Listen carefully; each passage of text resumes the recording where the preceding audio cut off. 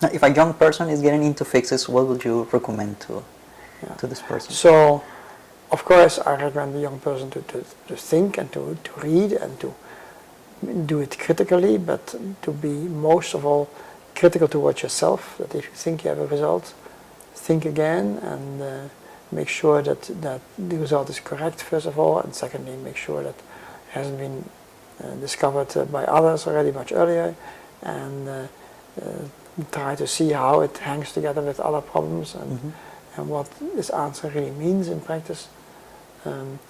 That's the attitude I want physicists to have.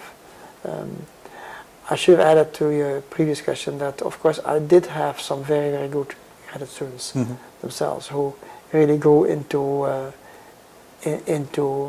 independent and important physicists.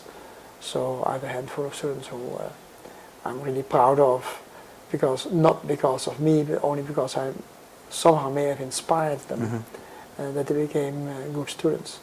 So, so for some of them, the approach was successful. So they acted a little bit as I did myself when I was a PhD student, which is with some sort of revolt against your advisor. That's perfectly all right, as long as they have some sort of view about nature and about the equations, and they say we want to turn this view into a new theory, a new attitude towards our field of science. That's what I want them indeed to do. Do you motivate younger students, I don't know, high school students, to get into physics? Yes, I think so. There are several programs of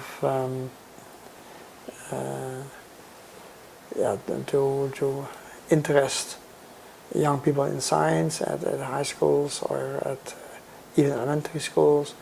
We have a nice little science museum in Utrecht, and I once helped in a program about theoretical physics, and trying to show to young students how interesting theoretical physics is.